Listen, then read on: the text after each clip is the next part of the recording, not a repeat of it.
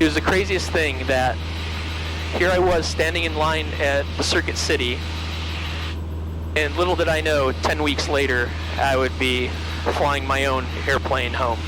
And that was just a crazy, crazy turn of events, and it was completely awesome.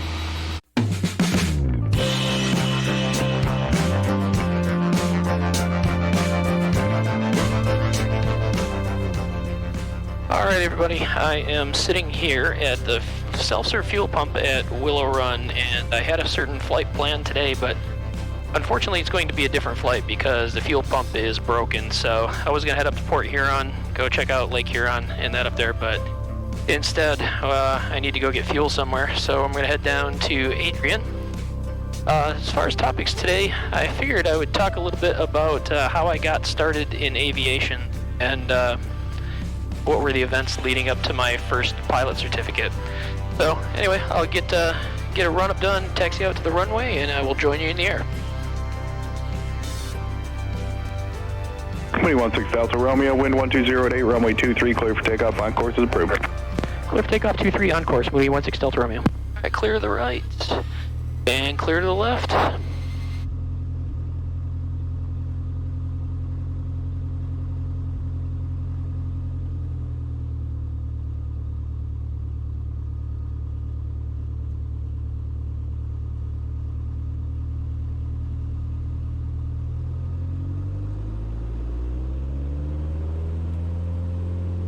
Alright, power's full.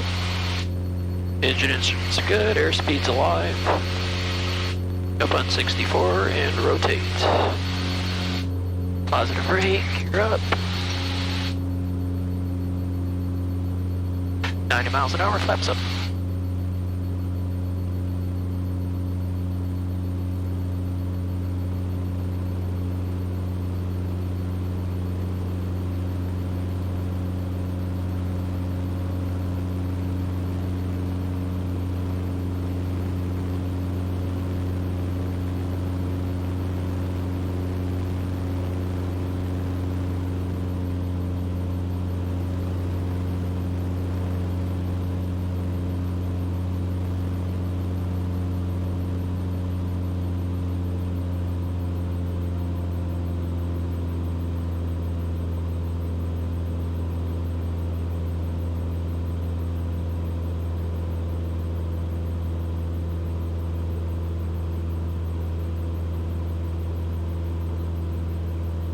It's a cold day, got that good cold weather performance going on. We're climbing out 900 feet per minute, indicating 130 miles per hour. That's kind of nice.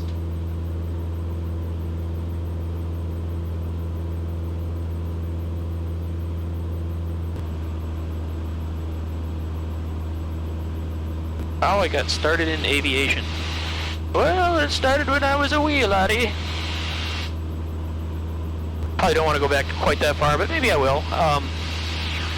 First flight I ever took up in my hometown during the fall. They used to, I think it was the local EAA chapter, one of those sponsored these fall color tour flights where they had the various flight instructors and commercial pilots in the area.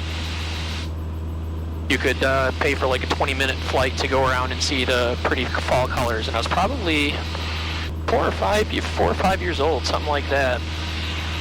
And I remember it being the most amazing thing I've ever done. I mean, it was like the coolest thing ever. I could not believe it. And I did that a couple times as a kid, and I was immediately hooked. And right then I knew at some point in my life I wanted to learn to fly. And that spurred me on to, like, at the school library, getting a lot of library books and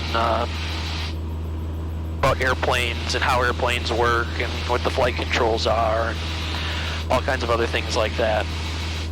And then when I was a teenager, we had a Commodore 64 computer at home, which kind of gives you an idea how old I am. On that we had what was called Sublogic Flight Simulator, which was a port of one of the original Microsoft flight simulators. And I used to play, we had one airplane on it, it had a Piper Cherokee 180. So I would play around with that flight simulator a bit, and it kept my interest going in airplanes and flying. And then later on, my uncle was a flight instructor when I was in college. He flight instructed actually at the same club that I flight instructed at in Ann Arbor. That I was only, like 15 years after he was there. So once when I was in college, my uncle took me for a flight because he was building time and called me up and said, hey, if I wanted to go out flying with him while he was going out flying. So I sat left seat. He let me do most of the flying that day. So I guess unofficially that was a flight lesson. I could have logged it, but I don't really consider it my first real flight lesson because at that time, I was just getting ready to graduate college. I didn't have any real ability to pay for flying lessons at that time. So after college, I spent a few years just, doing the whatever stuff that most college graduates do. And then I decided to go back and get my master's degree. And while I was getting and all throughout this time also, and I was working on a FIRST robotics team. And that was between getting the master's degree and the FIRST robotics team, and of course the job, it was taking up a lot of time. And then in 2002, we had a particularly good year on the FIRST robotics team. But part of the reason why we had a good year is we thought we had a really good concept for a robot. We thought we had a really good robot.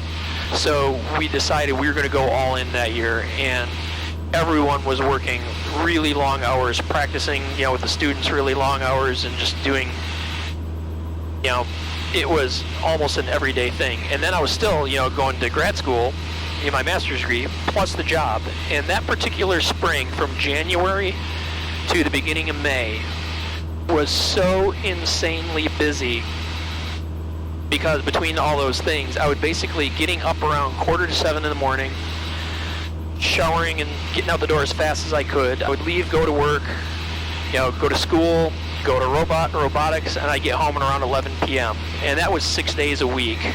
5 days a week during the weekdays. Saturday was all day robotic stuff, and Sunday was all day doing homework. So for a 4-month span, I basically never saw my house outside of the hours of 11 p.m. to 7 a.m.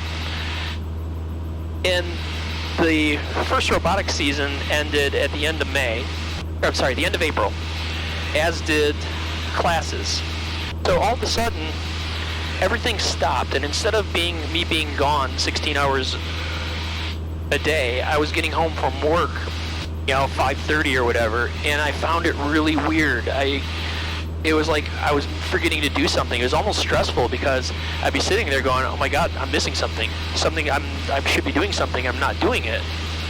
And it was the weirdest feeling. And I was like, man, I gotta find something to do with my time. And just before, not too long before, I think it was the previous Christmas, for a Christmas gift, someone got me this computer program or game called Ultimate Ride, which was a game for designing your own roller coasters you ride in first person. It was really cool. It, I enjoyed roller coasters. It was like an engineering thing too, because I got to do some designs. It was good fun. So anyway, after I finished robotics and school at the end of April, the first week of May, I was like, man, I gotta find something to do. And I just happened to learn that the next version of Ultimate Ride came out called Ultimate Ride Coaster Deluxe. I finally decided, it's like, okay, I'm going to go down to the computer store, because that's how you had to do it back then. So before you downloaded games off the internet, you had to buy them on CD. So I went down to the Circuit City on the Friday, thinking I was going to buy Ultimate Ride Coaster Deluxe, and I was going to spend my weekend, designing roller coasters, having fun doing that. So I found it, got it off the shelf, went to stand in line to pay, and as I'm standing there, I'm standing next to the bargain bin.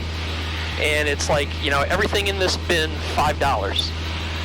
So I look down, and in the bargain bin, staring right at me, is Microsoft Flight Simulator, one of the previous versions, so they had it marked down. And I was like, oh man, I remember having fun playing the Sublogic Flight Simulator when I was a kid. How about I go buy this flight simulator for $5? What the heck? It's only $5. And I remembered I had a joystick at home that would work for it. 7693 Yankee, 2 miles west. I picked up got my game checked out with my, flight simulator and my roller coaster, Ultimate Ride Coaster Deluxe. Went back to work for the afternoon, got home, loaded up Ultimate Ride Coaster Deluxe for an hour or so, designed a roller coaster, got the first person view, thought it was pretty cool. I'm like, I should check out the check out the flight simulator, see if that's any fun. So busted out the joystick. I installed Flight Sim and started flying around, and I just couldn't stop. I remember, the next thing I remember is it was 2 or 3 in the morning, and when I looked up and I'm like going, oh my god, I've been on this thing for 6 hours straight without even without even thinking about it. It's like, wow, that's crazy. And so I was like, I gotta go to bed. So I went to bed, woke up the next morning, and all I could think of was like, I want to go fly some more in the flight simulator. I got some more airplanes I want to check out. So I ran downstairs, fired up the flight simulator, and the same thing. I spent all day, probably 14 hours that day, flying all kinds of different airplanes, different airports, doing all kinds of stuff, and that's all I could think about is flying the flight sim. And the next day I had some dinner engagement on a Sunday with my wife, something about her to do with work. And while I was there, all I could think about was wanting to get back home and hop on the flight simulator. And right then I realized that I just need to take flying lessons. I brought it up with my wife before, and while we were at this dinner, we sat down, and I said to my wife, like, I think I need to start flight training. I was like, I'm having so much fun with this flight sim, I need to start taking flying lessons. And she's like, okay, sounds good to me. So I was like, all right, awesome. So 2 days later, I went down to the local airport with a Learn to Fly Here sign. I went up to the counter and said, hey, how do I learn to fly? What do I need to do? Where do I sign up? And so they took my phone number, and a day later, an instructor calls me. I met him at the airport. He gave me a tour of a couple of the airplanes, and by that Saturday, I had my very first lesson. So if it wasn't for having a copy of Microsoft Flight Sim staring me in the face in the bargain bin, there's a good chance, I probably would have learned to fly at some point, but, things definitely would have been way, way different. So from that point, it's like, okay, how did I get from that point to me being an airline pilot, or, getting up with the regionals and wanting to do this for a living? So I had that first flight, my first flying lesson, 8 days after I picked up that flight simulator. Absolutely loved it. I put myself on the schedule 4 or 5 days a week, knowing that weather was going to cancel a bunch of them. And I just wanted to fly so bad, like almost every day. And going back to just a little more background, is one of the things that up at that time, probably the thing I loved to do in the world more than anything else was play golf. And at that time, I wasn't particularly happy with being an engineer as a profession for various reasons. So I was kind of in the back of my head looking at other things I could do for a living, and it was like my dream would be to just make money playing golf. Even if it wasn't a lot, if it wasn't playing golf, teaching golf, or whatever. It's like, boy, if I could make a living playing golf, man, I would do that in a heartbeat. So after I started learning to fly, I found myself canceling most of my tee times because I'd rather go flying instead. That's how much I was liking it. All the time, golf league. Sorry, find a substitute. I'm on the books for lesson tonight, man. I want to go flying. And friends would, we'd have a foursome with friends, and it'd be like, the day would come up, and I got rained out the day before, and I really wanted to go flying. It's like, sorry, I'd rather go flying, man. Play golf without me. And then it dawned on me that how I said that it would be my dream to get paid to play golf, how that would be like the ultimate thing for me. And I realized that, getting paid to play golf, that's why it was a dream, because it wasn't really realistic. It dawned on me that flying airplanes for a living was very realistic. And, it's something I could do. I could do it, and I would like to now more than golf. So it's like, oh my God, I need to be a professional pilot. So right then, it was about 2 weeks into flight lessons where I determined that I was going to be a professional pilot, and that's when I set myself on that path to do it. The good thing is that uncle I was talking about, who was a flight instructor in Ann Arbor when I was in college, he became a professional pilot, and he most recently flew for Delta. So he'd already kind of been through this whole thing. I can't remember if he was flying for Delta. No, he was flying for Delta at the time, actually. So he kind of gave me the lowdown on, what the path is. How do I get, from here to there? It was very useful. So I figured out what I needed to do. I needed to, what all the ratings I needed to get and everything else that I needed to do to make this happen. So I set out on that path, and of course, one of the first thing I realized is, my next step was going to be an instrument rating and building time. And if I was going to be building all this time, it was going to be much cheaper if I owned an airplane. So I started looking to buy an airplane, and at the time, that was going to be a Cessna 172. So as I was doing my flying lessons, I was also doing my ground stuff, getting my knowledge test done, and looking for airplanes and negotiating sales. And with about 3-4 weeks to go before my check ride, I settled on a deal with a guy to buy a Cessna 172 out in Pennsylvania. So that was all squared away, so I just needed to get a pilot's license. So I could go pick up that airplane and fly it back. So I breezed through, it was tough work, but I made it through my private pilot certificate pretty quickly. I took my check ride basically 9 weeks or 10 weeks after my first flying lesson.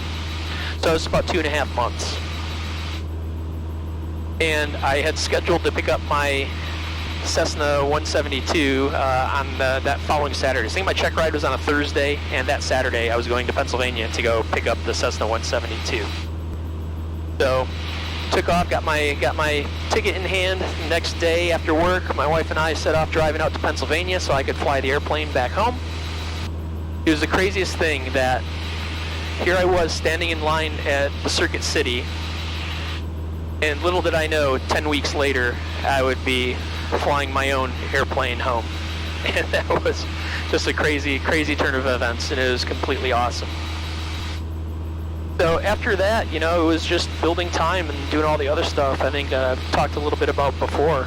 Going through all the ratings, get my instrument rating, commercial, multi-engine, CFI, CFII, MEI, and all that stuff. Quit my job, go flight instruct full-time for a living for a little while, and then got that first professional flying gig. It was crazy. I mean, it was a little bit of a whirlwind. But the rest of the story, I pretty much had mentioned at that point, how after my time in the, how my time in the airlines went and how I got that. That's it. I mean, that's kind of the crazy story. It all started with, it all started as a kid, but, it all really started with, that fateful day of me standing in line at the Circuit City, buying roller coaster, Ultimate Ride Coaster Deluxe, and seeing that flight simulator in the bargain bin, and that set this whole thing off. Absolutely insane. But anyway, all right, it looks like actually we're kind of past due. I've been kind of putzing around trying to get the story up. Go ahead up here. We'll land at Adrian, get our fuel, and then head back to Willow Run.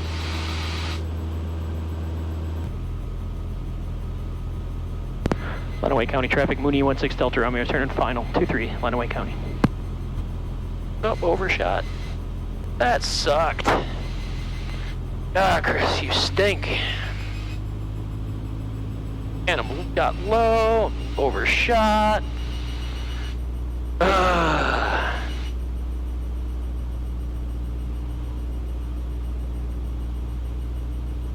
right, gears down. I did that right.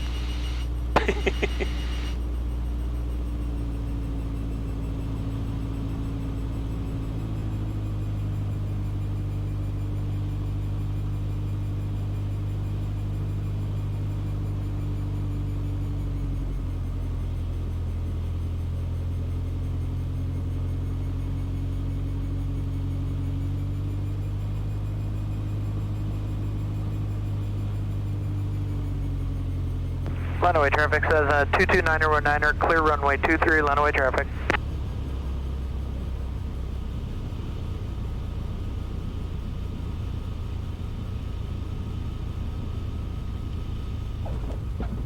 Ugh, God, ugly. That's been a rough day. Fuel pump don't work, overshot final. Can't land worth the crap.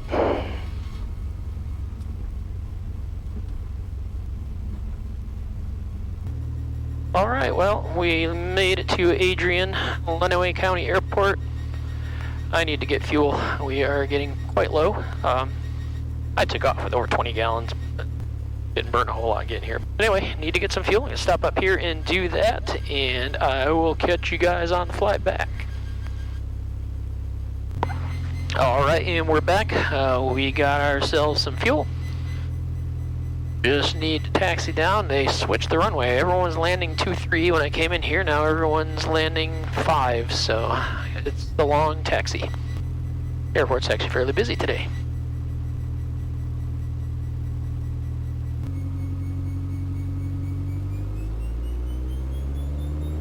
Alright, powerful. Instruments all good. Airspeed's alive. Runway County, 3873 back. Crosswind, runway 5, runway. There we go. Positive brake, you're up.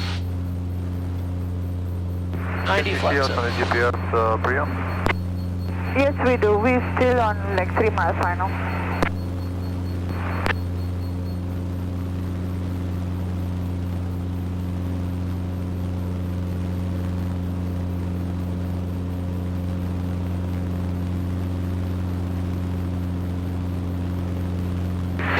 Traffic 05 Sierra is turning downwind, runway 9, Fort Fenn. Runway County, Cessna 3873, go back. Downwind, runway 5, runway. Alright, so heading our way back to Willow Run. So, it's Tuesday. Flying today kind of in the middle of the day. I took the week off of vacation from the day job. Not for a vacation, but just because stuff was so busy.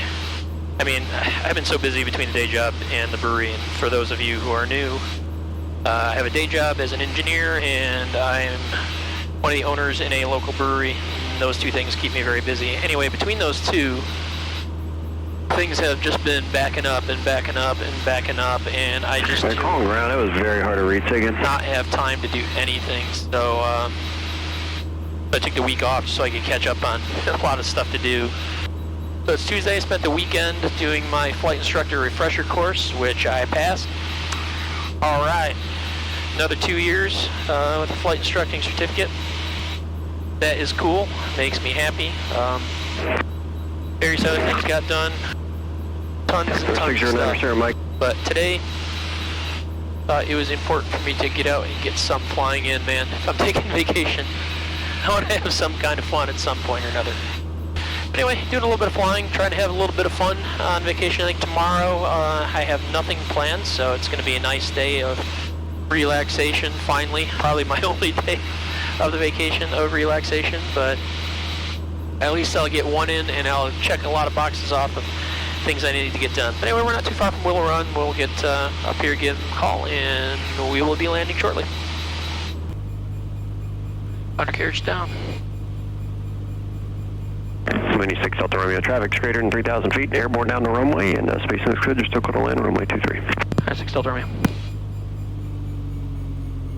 How was that? Right traffic for 37 Echo Echo? Yes, sir, right traffic.